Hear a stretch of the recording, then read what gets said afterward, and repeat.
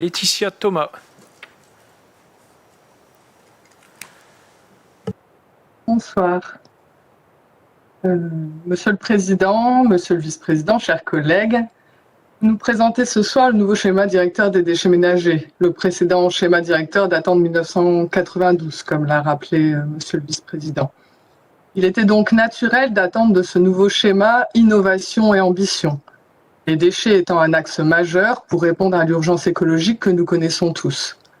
Pourtant, nous déplorons aujourd'hui que ce nouveau schéma se concentre uniquement sur l'évolution technique de la gestion des déchets pour répondre aux réglementations actuelles et futures. Et encore, alors que sur bien des sujets, vous nous ramenez à l'application de la loi, les 1607 heures pour les salariés de la MEL, le pacte de gouvernance, cette fois, alors que la loi anti-gaspillage et pour l'économie circulaire prévoit l'harmonisation nationale des règles de tri, décidez de ne pas la mettre en place.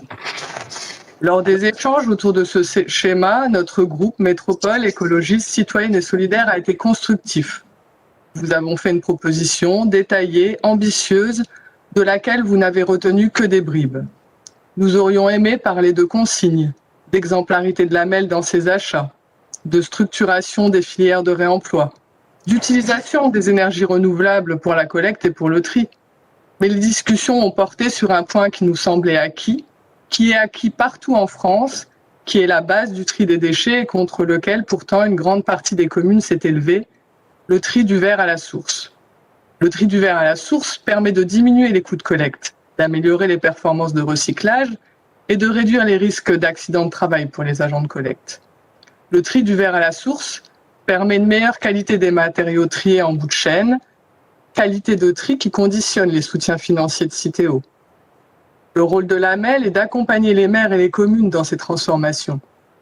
Bien sûr, cela ne se fait pas du jour au lendemain, mais la MEL doit être ambitieuse et dans le cas présent, son rôle est de renseigner, de convaincre, de défendre l'intérêt général et métropolitain. Ici, c'est un échec. Une fois de plus, la volonté des communes prévaut sur la vision métropolitaine au détriment de l'intérêt de tous les métropolitains. Comment, avec ce nouveau schéma directeur, pouvons-nous répondre aux objectifs que nous nous sommes fixés dans le PCAET? Comment pouvons-nous avoir pour objectif de réduire les gaz à effet de serre sans développer l'utilisation des énergies renouvelables pour la collecte et le fonctionnement des centres de tri? Comment pouvons-nous envisager de réduire nos déchets sans mettre en place de solutions de consigne de verre, sans feuille de route précise sur le tri des biodéchets? Comment pouvons-nous afficher un objectif de 15% de réduction de notre production de déchets d'ici 2030, alors que l'objectif pour 2020 était de moins 10%? Nous regrettons ce manque d'ambition. Comment encore peut-on se contenter d'une étude d'opportunité concernant la tarification incitative, alors que des communes se sont déjà portées volontaires? Comment la MEL participera-t-elle à l'objectif national de 25 millions de Françaises et de Français couverts par ce système avant 2025. Les délibérations 206 et 208 concernent le lancement des marchés de collecte et sont des traductions concrètes de l'absence d'ambition et d'objectifs politiques du schéma directeur des déchets. Parce que les générations futures nous le commandent, parce que les déchets de certains sont la ressource des autres, la MEL doit être exemplaire et innovante en matière de prévention et de gestion des déchets. Ce n'est pas moi qui le dis. C'est ainsi que commencent depuis quelques années les délibérations qui ont trait aux déchets. Mais nous ne voyons ni exemplarité, ni innovation dans le schéma que vous nous proposez. Nous ne voyons rien de rassurant pour les générations futures.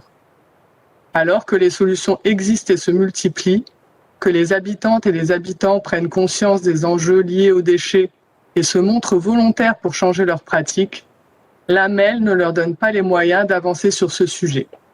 Ce schéma directeur est un renoncement. Pour toutes ces raisons, le groupe Métropole écologiste, citoyenne et solidaire votera contre ce nouveau schéma directeur des déchets et contre les délibérations 206 et 208. Je vous remercie.